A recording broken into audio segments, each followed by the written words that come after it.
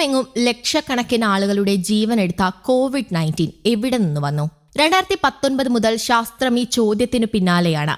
ഇതുവരെ വ്യക്തമായ കാരണം കൃത്യമായി പറയാൻ സാധിച്ചിട്ടില്ലെങ്കിലും ചൈനയിലെ വുഹാനിലുള്ള ഹുവാനൻ ചന്തയിൽ നിന്നാകണം വൈറസ് മനുഷ്യരിൽ എത്തിയതെന്ന് സൂചിപ്പിക്കുന്ന പഠനങ്ങൾ ഇതിനകം വന്നിട്ടുണ്ട്. ഏതു മൃഗത്തിൽ നിന്നായിരിക്കും വൈറസ് മനുഷ്യരിൽ എത്തിയതെന്ന ചോദ്യത്തിന് ഏറ്റവും കൂടുതൽ ഉയർന്നു കേൾക്കുന്നത് റക്കൂൺ എന്ന പേരാണ്. ഹുവാനൻ ചന്തയിൽ റക്കൂണിനെ തുകലിനായും മാംസത്തിനായും വിറ്റിരുന്നു. അതിനാൽ ഈ ജീവിയിൽ നിന്നാണ് കോവിഡ്-19 തുടക്കമെന്ന് ആദ്യം മുതൽ സംശയിച്ചിരുന്നു. വവ്വാലുകളിൽ നിന്ന് വൈറസ് ബാധിച്ച റക്കൂണുകൾ രോഗം മനുഷ്യരിൽ എത്തിച്ചുവെന്നാണ് കരുതുന്നത്. കോവിഡ്-19 കാരണമായ വൈറസിന്റെ വിഭാഗത്തിലുള്ള SARS-CoV-2 വൈറസ് റക്കൂണുകളെ ബാധിക്കും. രോഗലക്ഷണങ്ങൾ പ്രകടിപ്പിച്ചില്ലെങ്കിലും രോഗാണുവിനെ റക്കൂൺ മറ്റു ജീവികളിലേക്ക് പരത്തും. 2003 കോവിഡിന് സമാനമായ മറ്റൊരു രോഗം മനുഷ്യരിൽ എത്തിച്ചത് റക്കൂണുകളാണെന്നും സംശയിക്കുന്നു. 2023 ഒരു പഠനം പ്രകാരം ഹുവാനൻ മാർക്കറ്റിൽ നിന്ന് 2020 ശേഖരിച്ച DNA സാമ്പിളുകളിൽ SARS-CoV-2 ബാധിച്ച റക്കൂണുകളുടെ DNA കണ്ടെത്തിയതാണ്. ഇങ്ങനെയാണ് ഇവയെ കൊറോണയുടെ ഉത്തരവാദികളായി തീർത്തത്. അതേസമയം കൊറോണ വൈറസിന്റെ പുതിയ വിഭാഗം കണ്ടെത്തി ചൈനീസ് ഗവേഷകർ. HKU5CoV-2 എന്ന പേരിട്ടിരിക്കുന്ന വൈറസിനെ കുറിച്ചുള്ള പഠനം സെൽ സയന്റിഫിക് എന്ന ജേർണലിലാണ് പ്രസിദ്ധീകരിച്ചിരിക്കുന്നത്.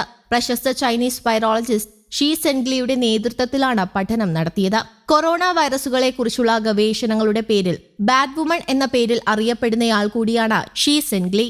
ചൈനയിലെ വവ്വാലുകളിലാണ് പുതിയ ഇനം വൈറസിനെ കണ്ടെത്തിയത്.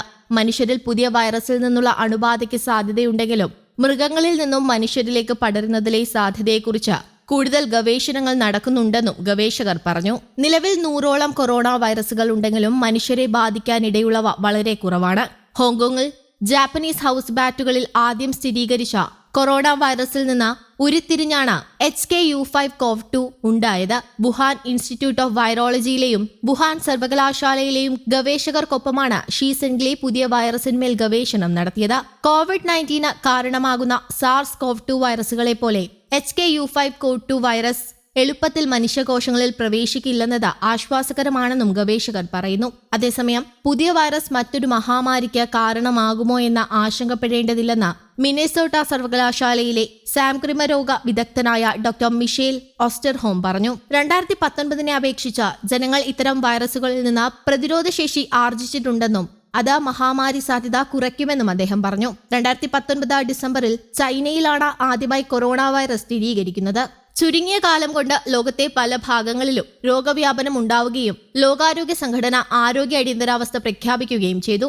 രോഗികളുടെ എണ്ണവും മരണനിരക്കും വർദ്ധിച്ച സാഹചര്യത്തിൽ പല രാജ്യങ്ങളും ലോക്ക്ഡൌണിലേക്കും പോയി.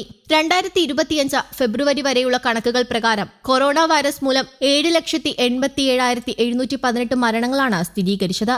News desk, Kerala Kaumudi.